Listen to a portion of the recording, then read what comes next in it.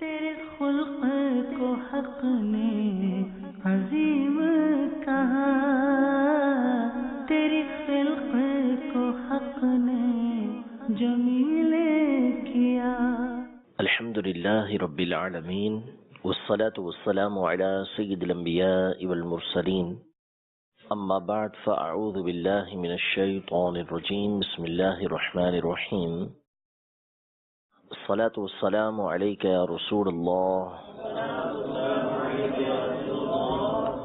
وعلى آلك وأصحابك يا حبيب الله الصلاة والسلام عليك يا نبي الله وعلى آلك وأصحابك يا نور الله۔ قاضی ایاز بن موسیٰ مالکی رحمۃ اللہ تعالی علیہ کی کتاب الشفاء بتعریف حقوق المصطفیٰ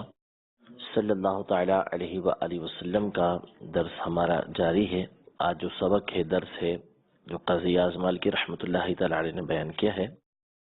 وہ حضور سرور دو عالم نور مجسم صلی اللہ تعالی علیہ وآلہ وسلم کی شفقت و مہربانی اور آپ کی تمام مخلوق کے لیے رحمت کے حوالے سے ہے۔ یعنی آپ علیہ الصلوۃ والسلام تمام کے تمام لوگوں پر مہربانی فرمانے والے، شفقت فرمانے والے، رحمت فرمانے والے تھے۔ بالخصوص مومنین کے اوپر، ایمان والوں کے اوپر آپ کی شفقت و مہربانی کی انتہا ایسی تھی کہ جس کو بیان نہیں کیا جا سکتا۔ سب سے پہلی بات جو قاضی ایاز مالکی رحمۃ اللہ تعالی علیہ نے اس حوالے سے بیان فرمائی، وہ قرآن پاک کی آیت کا ایک جز، ایک حصہ بیان کیا کہ عزیز علیہ ما عنتم، کہ حضور علیہ الصلوۃ والسلام کی ذات گرامی وہ ہے کہ مشقت میں پڑتے تم ہو، گراں ان پر گزرتا ہے۔ تمہارا مشقت میں پڑنا ان کے اوپر گراں ہے، بھاری ہے، تکلیف ہوتی ہے۔ حریص علیکم، تم تمام کی بھلائی کے چاہنے والے ہیں، تم تمام کی بھلائی کی خواہش رکھنے والے ہیں۔ بالمؤمنین رؤوف الرحیم، بالخصوص مومنوں پر تو بہت ہی زیادہ مہربان ہیں، بہت زیادہ شفقت فرمانے والے ہیں۔ اللہ تبارک و تعالی نے اس آیت میں یہ ارشاد فرمایا ہے حضور علیہ الصلوۃ والسلام کے اوصاف میں سے کہ آپ اتنے نرم دل ہیں، اور اللہ تبارک و تعالی نے آپ کو شفقت و مہربانی اتنی عطا کی ہے، رحمت اتنی عطا فرمائی ہے کہ لوگ کہیں ہوں، تکلیف میں مبتلا ہوں، نبی کریم صلی اللہ تعالی علیہ وآلہ وسلم کو یہ بات گراں گزرتی ہے، بھاری ہوتی ہے کہ آپ علیہ الصلوۃ والسلام کی بالخصوص امت میں سے کوئی پریشانی کے اندر آئے۔ اور چونکہ آپ علیہ الصلوۃ والسلام جو آگے کے معاملات ہیں، بالخصوص قبر و حشر کے معاملات، ان تمام کو جاننے والے، اللہ تبارک و تعالیٰ کی مخلوق میں سب سے زیادہ علم رکھنے والے ہیں، تو آپ علیہ الصلوۃ والسلام بالخصوص اس بات کو جانتے تھے کہ دنیاوی جو پریشانیاں ہیں، مصیبتیں ہیں، آزمائشیں ہیں، یہ بندے کو بظاہر جو ہے وہ تکلیف کا سبب بنتی ہیں، مشکلات کا سبب بنتی ہیں، لیکن حقیقتاً جو پریشانیاں اور مصیبتیں ہیں وہ قبر و حشر کی پریشانیاں ہیں، کہ دنیا کی پریشانی اس کی حد ہے، ختم ہو جائیں گی، کیسی ہی تکلیف کے اندر بندہ مبتلا ہو، لیکن جب انتقال ہو گیا، موت واقع ہو گئی، تو ہر طرح کی پریشانی سے بندہ دنیا کی مصیبتوں سے آزاد ہو جاتا ہے۔ اب آگے کے جو معاملات ہوتے ہیں وہ اس سے بالکل برعکس ہوتے ہیں، تو اس لیے حضور سرور دو عالم صلی اللہ تعالیٰ علیہ وآلہ وسلم بالخصوص آخرت کی جو احوال ہیں، آخرت کی جو آزمائشیں اور پریشانیاں ہیں، اس حوالے سے تمام کے تمام لوگوں کو بچانے کے اوپر بہت زیادہ خواہش مند رہتے تھے۔ یعنی اسلام کی دعوت دے کر، نیکی کی دعوت دے کر، برائیوں سے روک کر، شرک و کفر سے روک کر، نبی کریم صلی اللہ تعالیٰ علیہ وآلہ وسلم یہی چاہتے تھے کہ تمام کے تمام لوگ اللہ تبارک و تعالیٰ کی جو راہ ہے، اللہ تبارک و تعالیٰ کی بارگاہ میں حاضر ہو جائے۔ یہ آپ علیہ الصلوۃ والسلام کی ایک عظیم خواہش تھی۔ تو حریص علیکم، ہر ایک کے لیے بھلائی کے خواہش مند ہے، کوئی ہو، ہر ایک کی بھلائی نبی کریم صلی اللہ تعالیٰ علیہ وسلم چاہنے والے تھے۔ بالمؤمنین رؤوف الرحیم، جہاں تک رہا معاملہ مومنین کا، تو ان پر تو کمال کمال مہربان تھے. یعنی حضور علیہ السلام کی ساری زندگی اگر اس اعتبار سے دیکھی جائے تو حضور علیہ السلام کی ساری زندگی مومنوں کے اوپر مہربانی سے بھری ہوئی ہے. دعا مانگی، دعا کا اختیار دیا، 3 دعائیں دیں اللہ تبارک و تعالیٰ نے. 2 دعائیں جو ہے وہ دنیا میں مانگی، وہ بھی امت کے لیے مانگی کہ امت کو غرق نہ کیا جائے، ان کو ہلاک نہ کیا جائے. اعلیٰ حضرت امام علیہ سنت رضی اللہ تعالیٰ عنہ نے اپنی کتاب اسماع الاربعین میں اس حوالے سے بڑی خوبصورت گفتگو فرمائی ہے کہ ان کی شفقت و مہربانی تو دیکھو کہ ایک دعا جو ہر نبی کو دی جاتی ہے، ویسے تو نبی کی ہر دعا مقبول ہے، لیکن ایک دعا ان کو دی جاتی ہے کہ جو چاہے مانگ لو، جو چاہے مانگ لو. ہر نبی نے دنیا کے اندر وہ دعا مانگ لی، لیکن ہمارے آقا علیہ السلام نے وہ دعا بچا کے رکھی، اور بچا کے بھی اپنے لیے نہیں بلکہ اپنی امت کے لیے رکھی کہ کل قیامت کے دن اس دعا کے ذریعے شفاعت کو حاصل کریں گے. اس دعا سے شفاعت حاصل ہوگی اور امت کی اس کے ذریعے سے آپ شفاعت فرمائیں گے. کمال یہ ہے کہ شفاعت حضور علیہ السلام کی ہر ایک کو حاصل ہوگی، ہر ایک کو شفاعت حضور علیہ السلام کی حاصل ہوگی. لیکن نبی کریم صلی اللہ تعالیٰ علیہ وآلہ وسلم کے الفاظ دیکھیں کہ شفاعتی، میری جو شفاعت ہے، لِأَهْلِ الْكَبَائِرِ مِنْ أُمَّتِي، میری امت میں سے جو کبیرہ گناہ کرنے والے ہیں ان کے لیے ہوگی. اور ایک میں ہے لِلْحَارِكِينَ، وہ لوگ کہ جو اپنے گناہوں کی وجہ سے تباہ و برباد ہو چکے ہیں، ان کو میری شفاعت شامل ہوگی. فلاں فلاں فلاں کو میری شفاعت ملے گی. تو نیک بندوں کو بھی شفاعت میں سے حصہ ملے گا، اچھے لوگوں کو بھی شفاعت میں سے حصہ ملے گا. لیکن نبی کریم صلی اللہ علیہ وسلم نے بالخصوص اپنے گناہگار امتیوں کو تسلی دی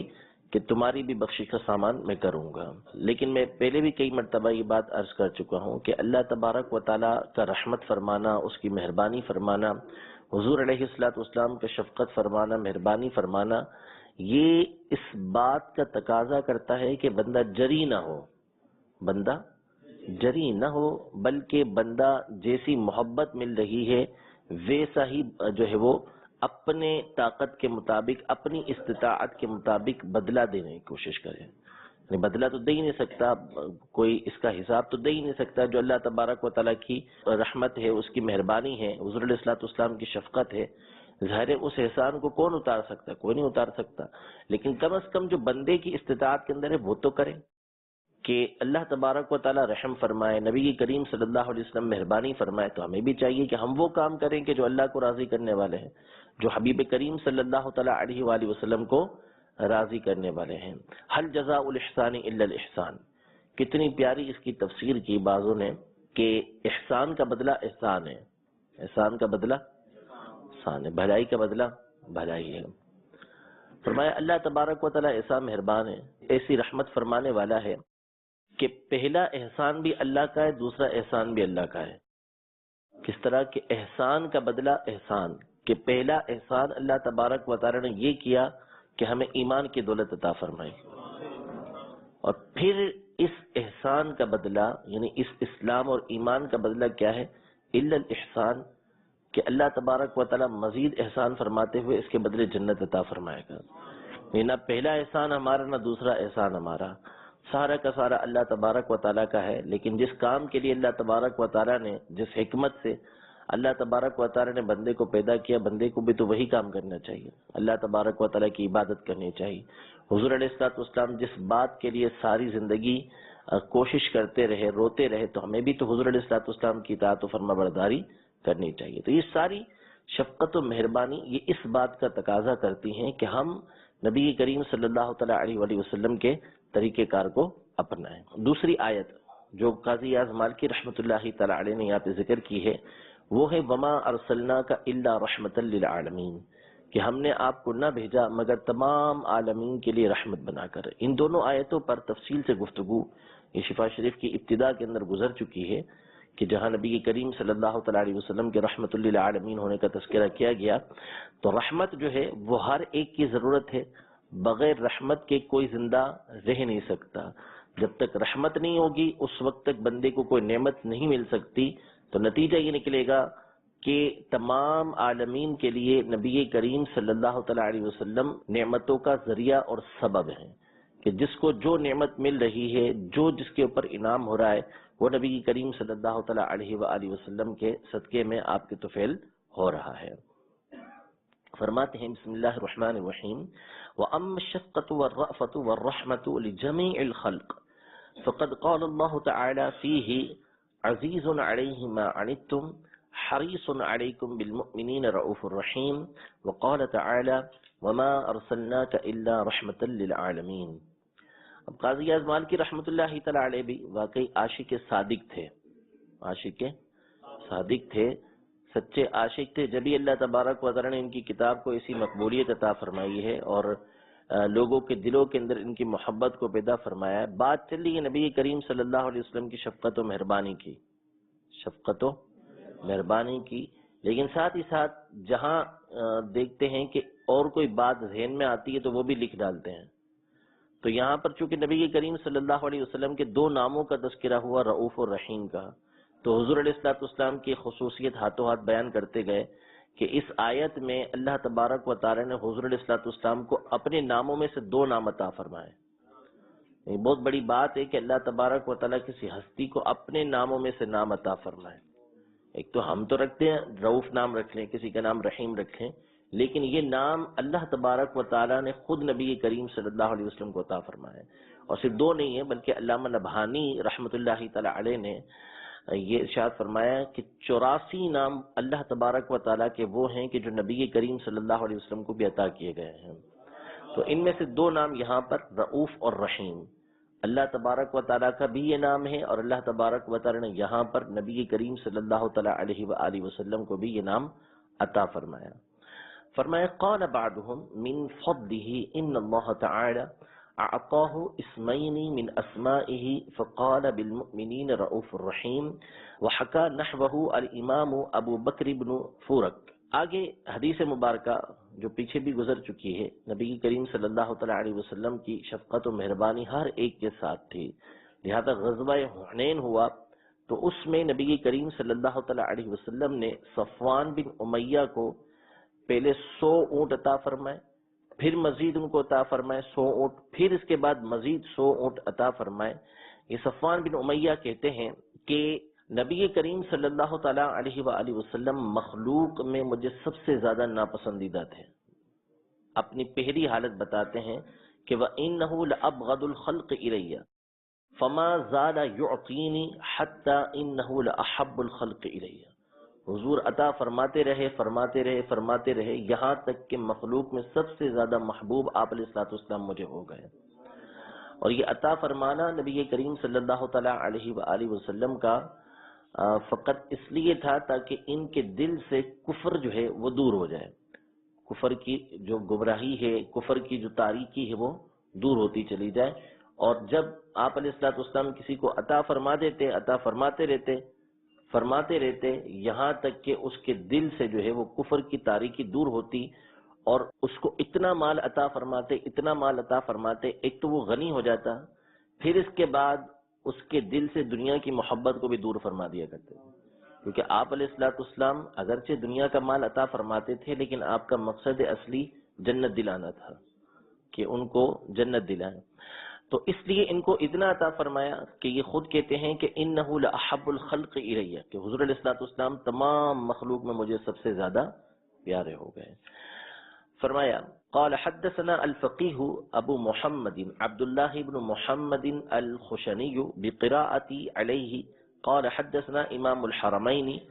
ابو علي الطبري قال حدثنا عبد الغافر الفارسي قال حدثنا ابو احمد الجلودي قال حدثنا ابراهيم بن سفيان قال حدثنا مسلم بن الحجاج قال حدثنا ابو الطاهر قال حدثنا ابن وهب قال اخبرنا يونس عن ابن شهاب قال غزا رسول الله صلى الله تعالى عليه وسلم غزوة وذكر حنين قال فأعطى رسول الله صلى الله تعالى عليه وسلم صفوان بن أمية 100 من النعم ثم 100 قال ابن شهاب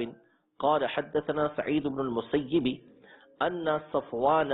قال والله لقد اعطاني ما اعطاني وانه لابغض الخلق الي فما زال يعطيني حتى انه لاحب الخلق الي.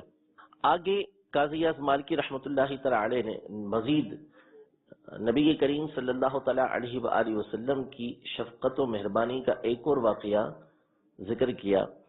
کہ ایک اعرابی بارگاہ رسالت میں حاضر ہوئے اور حضور علیہ الصلوۃ والسلام نے سے انہوں نے کچھ طلب کیا تو آپ علیہ الصلوۃ والسلام نے ان کو مال عطا کیا اور پھر اس سے کہا کہ احسنت الیک، کیا میں نے تمہارے ساتھ اچھا سلوک کیا؟ اب کچھ تعلق تو ہے نہیں، بس ایک قوم کا تعلق ہے. وہ آئے، حضور علیہ الصلوۃ والسلام نے ان کو دے دیا اور پھر اس سے پوچھا کہ آپ کے ساتھ میں نے اچھا سلوک کیا؟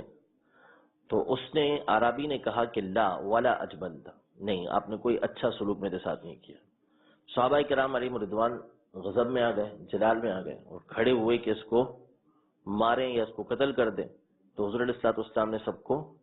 بٹھا دیا، محبت کے ساتھ سب کو بٹھایا. پھر اس کے بعد آپ علیہ الصلوۃ والسلام اپنے گھر میں تشریف لے کر گئے اور اس اعرابی کو مال دیا اور کافی سارا مال دیا. پھر اس سے کہا کہ احسنت الیک، کیا میں نے تمہارے ساتھ مہربانی کی، تمہارے ساتھ اچھا سلوک کیا؟ تو اس نے کہا کہ نعم، ہاں، اللہ آپ کو میرے خاندان اور گھر والوں کی طرف سے اچھی جزا عطا فرمائے. حضور علیہ الصلوۃ والسلام نے اس سے کہا کہ تم نے جو پہلے بات کی میرے صحابہ کے سامنے، تو اس وجہ سے ان کے دلوں کے اندر تمہارے لیے اچھا خیال نہیں ہے، تمہارے بارے میں وہ غضب کے اندر ہیں.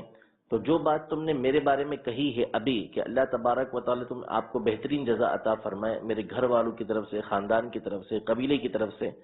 تو یہی بات جا کر تم میرے صحابہ کرام علیہم رضوان کے سامنے بھی کہہ دو تاکہ تمہارے بارے میں جو ان کے دل کے اندر آیا ہے وہ دور ہو جائے. تو اسی شام یا دوسرے دن وہ اعرابی آیا، حضور علیہ الصلوۃ والسلام نے اس سے فرمایا کہ یہ اعرابی ہیں، انہوں نے جو بات کہی تھی کل تو وہ تمہارے سامنے ہے، اب ہم نے ان کو اور مال دیا ہے تو یہ راضی ہو گئے ہیں اور انہوں نے اس طرح کہا ہے، یہ مفہوم ہے. تو عربی نے کہا کہ ہاں اسی طرح ہے، اللہ تبارک و تعالیٰ آپ کو جزا عطا فرمائے میرے خاندان کی طرف سے، میرے گھر والوں کی طرف سے. یعنی جو باتیں اس نے نبی کریم صلی اللہ علیہ وسلم سے کہی تھی وہی باتیں اس نے آ کے صحابہ کرام علیہ رضوان کے سامنے بیان کی. یہ بیان کرنے کے بعد نبی کریم صلی اللہ تعالیٰ علیہ وسلم اپنی مہربانی، اپنی رحمت، اپنی شفقت کے بارے میں بیان فرماتے ہیں کہ میری شفقت و مہربانی کیسی ہے کہ میری اور تمہاری مثال ایسے ہے، میری اور تمہاری مثال ایسے ہے جیسے کسی شخص کی کوئی اونٹنی ہے، کسی شخص کی کوئی اونٹنی ہے، اب وہ اونٹنی اس سے چھوٹ کے بھاگی، اونٹنی اس سے چھوٹ کے بھاگی تو تمام کے تمام لوگ اس کو پکڑنے کے لیے بھاگے. اب جب سب بھاگے تو پھر وہ اور زیادہ بدک گئی، بھاگنے لگی. اس شخص نے کہا کہ تم رک جاؤ، میں خود اس اونٹنی کے بارے میں اچھی طریقے سے جانتا ہوں، میں اس کو پکڑ لوں گا. وہ شخص اس اونٹنی کے سامنے کی طرف سے آیا اور اس کے سامنے کوئی گھاس، کوئی زمین کی کوئی چیز پیش کی. اب جیسے ہی اونٹنی اس کے پاس آئی تو اس کو آسانی اس کو پکڑا، اس کو بٹھایا اور اس کے اوپر سواری کر لی اور وہ اس کے بالکل قابو میں آ گئی. تو فرمایا میری اور تمہاری مثال ایسے ہی ہے. اب اس اعرابی نے کل جو معاملہ کیا اگر تم اس کو اس وجہ سے قتل کر دیتے تو یہ جہنم کے اندر داخل ہو جاتا، جہنم میں داخل ہو جاتا. جیسے وہ اونٹنی اگر سارے کے سارے اس کے پیچھے بھاگتے پکڑنے کے لیے تو وہ دوڑتی اور دوڑتے دوڑتے ہو سکتا ہے یا تو کسی کنویں کے اندر گر جاتی یا مر جاتی. یہ حدیث کے الفاظ نہیں میں بیان کر رہا ہوں کہ اس اونٹنی کے ساتھ اس طرح کا معاملہ ہو جاتا ہے. لیکن اس کے مالک نے اونٹنی کو اچھی طریقے سے سمجھا کہ مجھے اس کو قابو میں کیسے کرنا ہے، تو بڑے آسانی کے ساتھ اس نے اس اونٹنی کو قابو میں کر لیا اور اس کو اپنی سواری کے میں بھی لے آیا اور اس کو کھانا بھی کھلایا، اس کو بالکل اپنے قابو کے اندر کر لیا. تو اسی طرح میرا اور تمہارا معاملہ ہے کہ اس اونٹنی کی مثال اس اعرابی کی طرح تھی اور اس کے مالک کی مثال نبی کریم صلی اللہ تعالیٰ علیہ وسلم کی طرح تھی،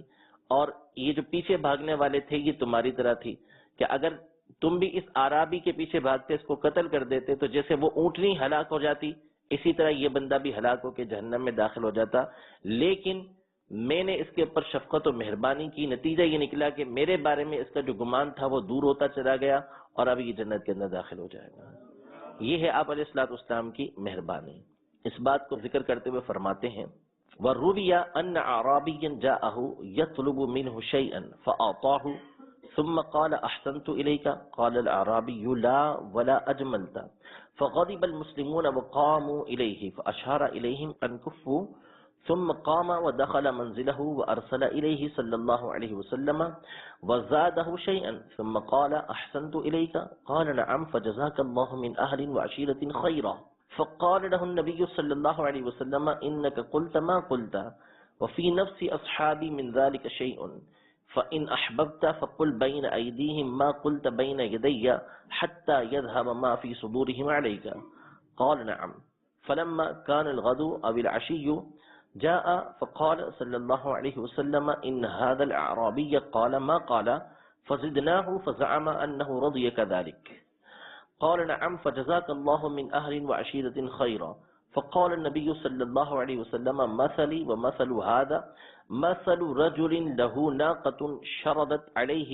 فأتبعها الناس فلم يزيدوها إلا نفورا فناداهم صاحبها خلوا بيني وبين ناقتي فإني أرفق بها منكم وأعلم فتوجه لها بين يديها فأخذ لها من قمام الأرض فردها حتى جاءت واستناخت وشد عليها رحلها واستوى عليها وإني لو تركتكم حيث قال الرجل ما قال فقتلتموه دخل النار۔ مزید نبی کریم صلی اللہ تعالی علیہ وآلہ وسلم کی رحمت کا تذکرہ کرتے ہوئے قاضی اعظم مالکی رحمۃ اللہ تعالی علیہ یہ روایت نقل کرتے ہیں کہ آپ علیہ الصلوۃ والسلام نے صحابہ کرام علیہم رضوان کو منع کیا ہوا تھا کہ میرے پاس میرے کسی ساتھی کی جو ہے وہ کوئی ایسی بات نہ لائی جائے کہ جس سے دل کے اندر کسی طرح کا ملال پیدا ہو، اس کے بارے میں کوئی خیال پیدا ہو، ایسی کوئی بات مجھ تک نہ پہنچائی جائے، کیونکہ میں چاہتا یہ ہوں کہ جب بھی میں اپنے کسی صحابی کے پاس جاؤں تو اس کے بارے میں میرا سینہ بالکل صاف ہو۔ تو آپ علیہ الصلوۃ والسلام کا وہ سینہ بے کینہ تھا، بالکل پاک ستھرا جو ہے وہ سینہ مبارکہ تھا، اس میں کسی طرح کا کوئی کینہ موجود نہیں تھا۔ تو آپ یہ فرمایا کرتے تھے کہ میرے سامنے کسی کی برائی بیان ہی نہ کیا کرو، مجھ تک کسی کی برائی پہنچنی نہیں چاہیے، کیونکہ میں چاہتا یہی ہوں کہ جب بھی ان کے سامنے آؤں تو میرا سینہ بالکل صاف ہو۔ فرماتے ہیں وَرُوِيَ عَنْهُ أَنَّهُ صلی اللہ تعالی علیہ وآلہ وسلم قال لا يبلغني أحد منكم عن أحد من أصحابي شيئا فإني أحب أن أخرج إليكم وأنا سليم الصدر۔ آگے حضور علیہ الصلوۃ والسلام کی شفقت و مہربانی کی احکام کے حوالے سے کچھ باتیں ذکر فرماتے ہیں کہ آپ علیہ الصلوۃ والسلام نے سیرت بھی وہ اپنائی، وہ طریقہ کار اپنایا، اللہ تبارک و تعالی نے آپ کی جو سیرت بنائی وہ ایسی بنائی کہ جس پر عمل کرنا ہر ایک کے لیے بالکل آسان ہے، ہر ایک کے لیے عمل کرنا بالکل آسان ہے۔ آپ کی شریعت کے اندر، آپ کی سیرت کے اندر سختی نہیں ہے۔ چنانچہ کچھ باتیں یہاں پر ذکر کی ہیں کہ حضور علیہ الصلوۃ والسلام کہ اپنی امت پر شفقت و مہربانی اور ان کے اوپر آسانی اور ان کے اوپر ایسی باتیں کہ جو ان کے لیے سخت ہوں، حضور علیہ الصلوۃ والسلام نے ان چیزوں کو مستقلاً نہیں کیا یا اس کے بارے میں کچھ کلمات ارشاد فرمائے کہ اگر میں یہ کام کر لوں یا اس بات کا حکم دے دوں تو میری امت کے اوپر یہ بھاری ہو جائے گا، احکام کے حوالے سے کہ اگر میں یہ حکم دے دوں یا یہ کام کروں تو پھر میری امت کے اوپر بھاری ہو جائے گا۔ جیسے مثال کے طور پر یہ ارشاد فرمایا کہ لولا ان اشق علی امتی لامرتهم بالسواک مع كل وضوء، کہ اگر میری امت پر یہ بات شاق نہ ہوتی تو میں اپنی امت کو ہر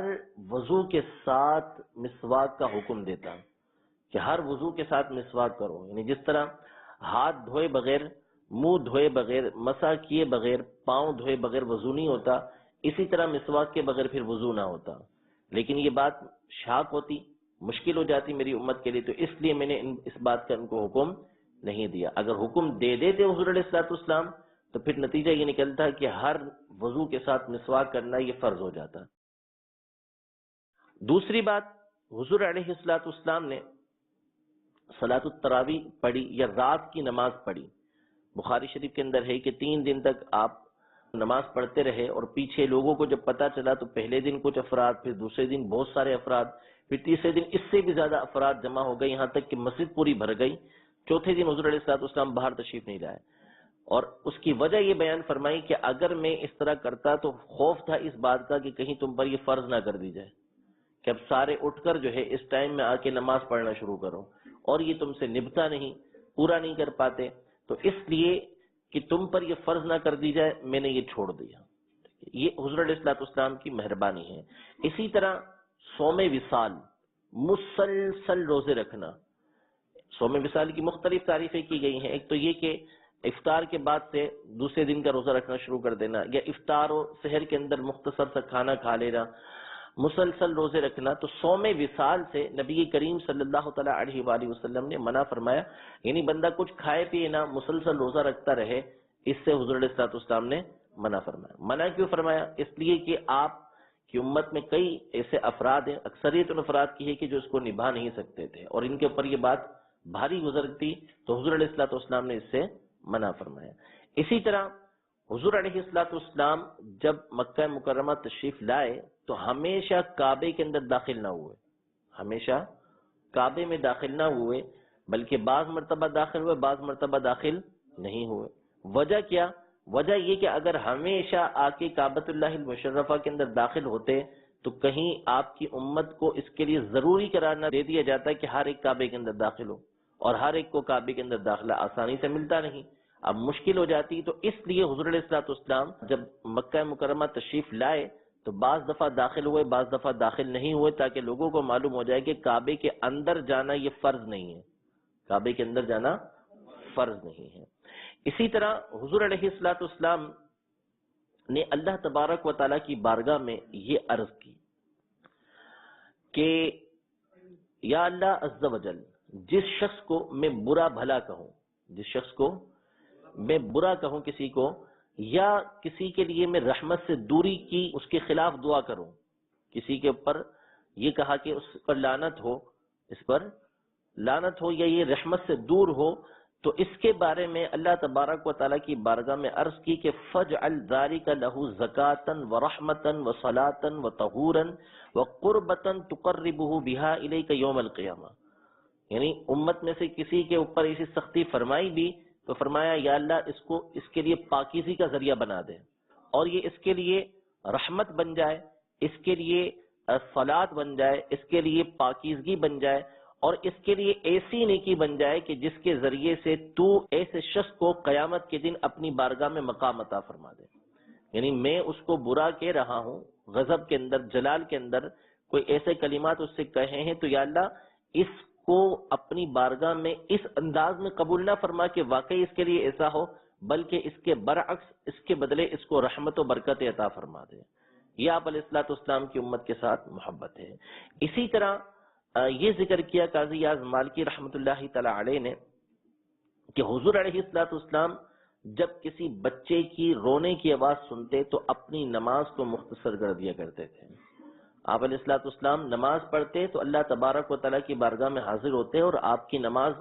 ہماری نمازوں کی طرح نہیں تھی۔ لطف و سرور، ذوق و شوق جو نبی کریم صلی اللہ تعالیٰ علیہ وسلم کو اللہ تبارک و تعالیٰ کی بارگاہ میں حاضری کا تھا وہ بیان سے باہر ہے، لیکن شفقت امت پر مہربانی اس قدر تھی کہ بچے کے رونے کی آواز سنی تو معلوم ہوا کہ اس کی ماں جو ہے وہ جماعت کے اندر ہے، اب اس کی ماں کے اوپر جو ہے وہ بچے کے رونے کی وجہ سے مشقت آئی ہوئی ہے، پریشانی آئی ہوئی ہے، ماں پریشان ہوئی ہوئی ہے، تو حضور علیہ الصلوۃ والسلام اپنی نماز کو مختصر کر دیتے تھے تاکہ سلام پھر کے ماں جو ہے وہ بچے کے پاس جا سکے۔ فرماتے ہیں وَمِن شَفْقَتِهِ عَلَى أُمَّتِهِ صلی اللہ تعالی علیہ وسلم تخفیفه وتسهیله علیہم وکراہته اشیاء مخافة ان تفرض علیہم كقوله علیہ الصلاة والسلام لولا ان اشق على امتی لامرتهم بالسواک مع كل وضوء وخبر صلاة الليل ونهيهم عن الوصال وكراهته دخول الكعبة لئلا يؤنس امته ورغبته لربه ان يجعل صبه ولعنه لهم رحمة بهم وانه كان يسمع بكاء الصبي فيتجوز في صلاته ومن شفقته صلی اللہ علیہ وسلم ان دعا ربه وعاهده فقال أيما رجل سببته أو لعنته فاجعل ذلك له زكاة ورحمة وصلاة وطهورا وقربة تقربه بها إليك يوم القيامة۔ اس کے بعد مشہور واقعات نبی کریم صلی اللہ تعالیٰ علیہ وسلم کے کچھ ذکر کیے ہیں کہ آپ علیہ الصلوۃ والسلام کو جب آپ کی قوم نے جھٹلایا، ایمان لے کر نہیں آئے، تکلیف پہنچائی، تو ایک روایت کے مطابق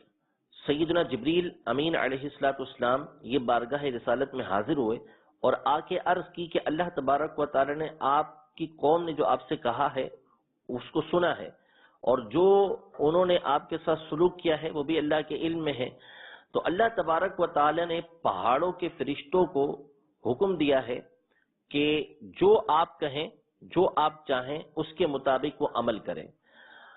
تو پھر پہاڑوں کا فرشتہ حاضر ہوا اور آپ کو سلام عرض کیا اور عرض کی کہ آپ مجھے حکم دیں، اگر آپ چاہیں تو میں ان کے اوپر جو دو پہاڑ ہیں مکہ مکرمہ کے یہ پھینک دوں،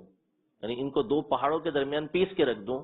تو نبی کریم صلی اللہ تعالیٰ علیہ وآلہ وسلم نے فرمایا بلکہ میں تو یہ امید رکھتا ہوں کہ اللہ تبارک و تعالیٰ ان کی پیٹھوں میں سے، یعنی ان کی اولادوں میں سے ایسے افراد پیدا کرے گا کہ جو صرف اور صرف اللہ تبارک و تعالیٰ کی عبادت کریں گے اور اس کے ساتھ کسی کو شریک نہیں کریں گے۔ یعنی تکلیف پہنچانے پر پہاڑوں کا فرشتہ بارگاہ رسالت میں حاضر ہے کہ دیجیے حکم کیا دیتے ہیں آپ، اگر آپ حکم دیں گے تو ہم ان پہاڑوں کو ان کے اوپر ڈال دیں گے، ہمیں کوئی تکلیف پہنچا دے اور ہمیں قدرت حاصل ہو، ڈی ایس پی کی حاصل ہو جائے، شہر کے ناظم کی حاصل ہو جائے، تعلقات ہیں اس سے میرے، تو میں دیکھ لوں گا اچھی طریقے سے، تھوڑی سی تکلیف پہنچ جائے تو۔ لیکن یہ نبی کریم صلی اللہ تعالیٰ علیہ وسلم کی ذات گرامی ہے کہ پہاڑوں کا فرشتہ یہ بارگاہ رسالت میں حاضر ہو رہا ہے، حکم فرمائی کہ ساری کی ساری قوم کو پیس کے رکھ دیں۔ فرماتے ہیں کہ نہیں، میں تو امید یہ کرتا ہوں کہ اللہ تبارک و تعالیٰ ان کی اولادوں میں سے ایسے افراد پیدا فرمائے گا کہ جو صرف اور صرف اللہ تبارک و تعالیٰ کی عبادت کریں گے، یعنی جو میں دعوت لے کر آیا ہوں اس دعوت کو قبول کریں گے۔ ایک روایت یہ ہے کہ جبریل امین علیہ الصلوۃ والسلام بارگاہ رسالت میں حاضر ہوئے اور عرض کی کہ اللہ تبارک و تعالی نے آسمان، زمین اور پہاڑوں کو اس بات کا حکم دیا ہے کہ وہ آپ کی فرما برداری کریں۔ آپ نے اللہ تبارک و تعالی کی بارگاہ میں یہ عرض کی اور ان سے جبریل امین سے یہ فرمایا کہ میں اپنی امت کو مہلت دیتا ہوں، یعنی امت دعوت کو مہلت دیتا ہوں، لعل اللہ ان یتوب علیہم، شاید کہ اللہ تبارک و تعالی ان کے پر رحمت فرمائے۔ تکلیف دے رہے ہیں لیکن اللہ تبارک و تعالی ان پر رحمت فرمائے گا تو یہ ایمان لے کر آ جائیں گے۔ فرماتے ہیں وَلَمَّا كَذَّبَهُ قَوْمُهُ أَتَاهُ جِبْرِيلُ عَلَيْهِ السَّلَامُ فَقَالَ لَهُ إِنَّ اللَّهَ تَعَالَى قَدْ سَمِعَ قَوْلَ قَوْمِكَ لَكَ وَمَا رَدُّوا عَلَيْكَ وَقَدْ أَمَرَ مَلَكَ الْجِبَالِ لِتَأْمُرَهُ بِمَا شِئْتَ فِيهِمْ فَنَادَاهُ مَلَكُ الْجِبَالِ وَسَلَّمَ عَلَيْهِ وَقَالَ مُرْنِي بِمَا شِئْتَ إِنْ شِئْتَ أَنْ أُطْبِقَ عَلَيْهِمُ الْأَخْشَبَيْنِ قال النبي صلى الله تعالى عليه وآله وسلم بل أرجو أن يخرج الله من أصلابهم من يعبد الله وحده ولا يشرك به شيئا۔ وروى ابن المنكدر أن جبريل عليه السلام قال للنبي صلى الله تعالى عليه وسلم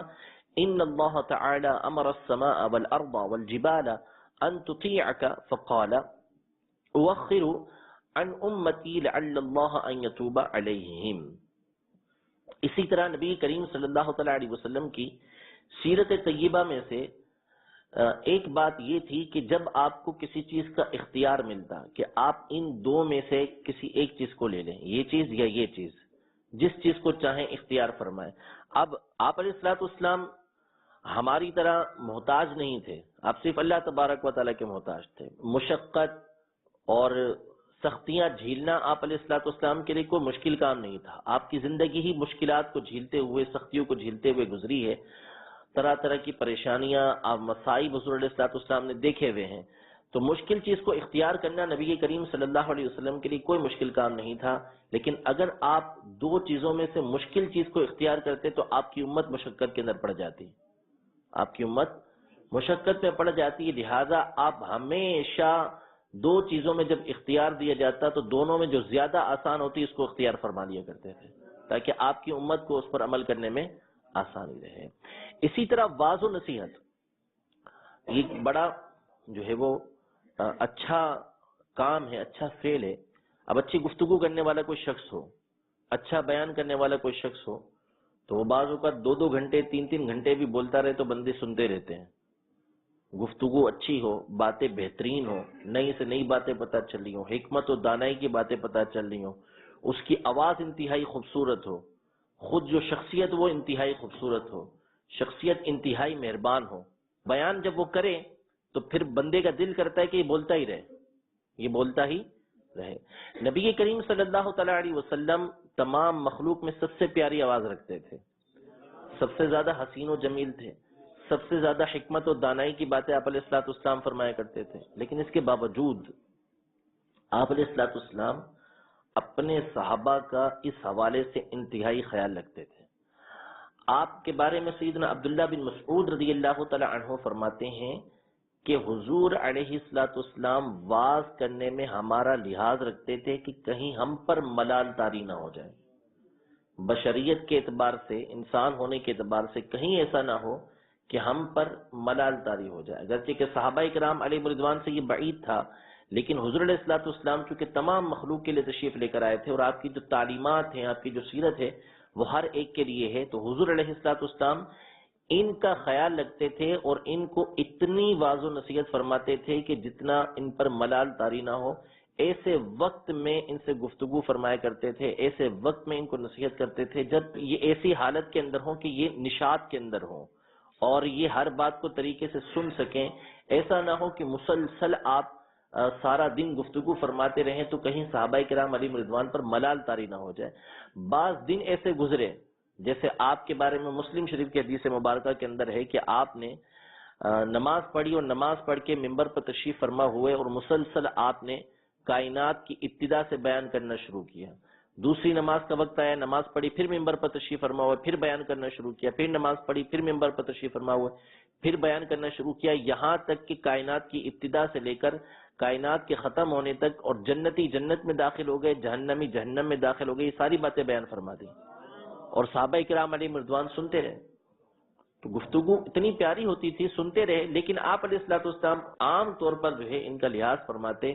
گفتگو اتنے وقت تک فرماتے کہ ان کا نشاط ختم نہ ہو، اکتاہٹ طاری نہ ہو. یہ نبی کریم صلی اللہ تعالی علیہ وسلم کا طریقہ کار تھا. اور بخاری شریف کے اندر موجود ہے کہ حضرت عبداللہ بن مسعود رضی اللہ تعالی عنہ بھی یہی کیا کرتے تھے کہ ہر جمعرات کو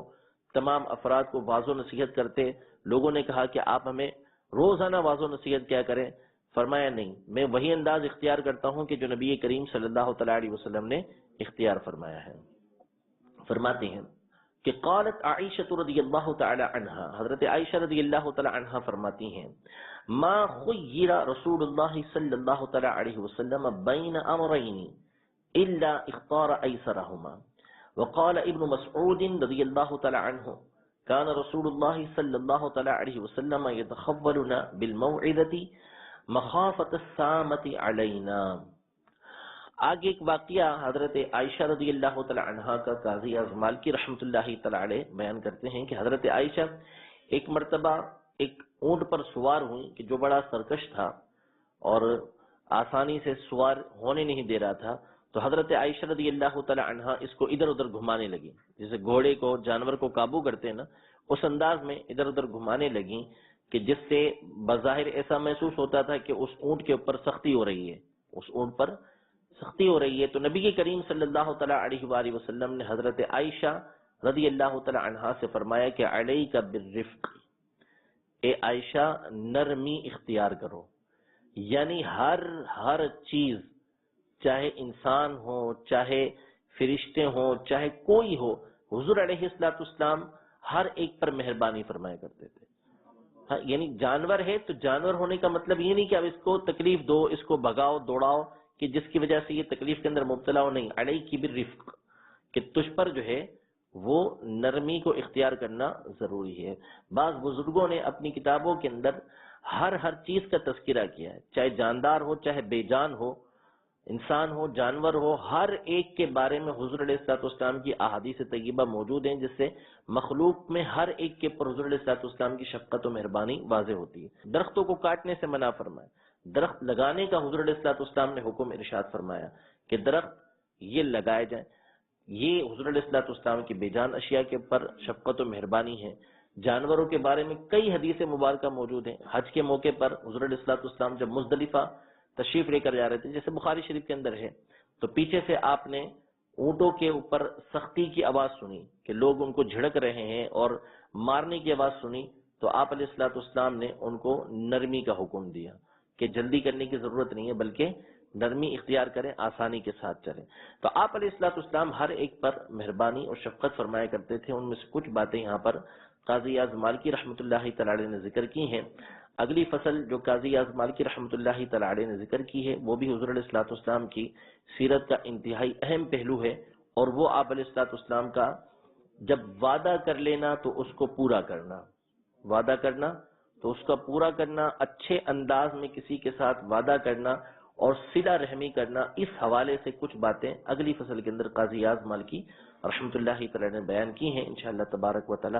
اگلے درس کے اندر اس کو ہم سننے کی سعادت حاصل کریں گے. رب العزت جل وعلا ہم سب کو نبی کریم صلی اللہ تعالی علیہ وآلہ وسلم کی شفقت و مہربانی میں سے حصہ عطا فرمائے. بالخصوص کل بروز قیامت حضور علیہ الصلوۃ والسلام کی شفاعت ہمیں نصیب فرمائے. آمین بجاہ النبی الامین صلی اللہ تعالی علیہ وآلہ وسلم. تیرے خلق کو حق نے عظیم کہا، تیری خلق کو حق نے جمیل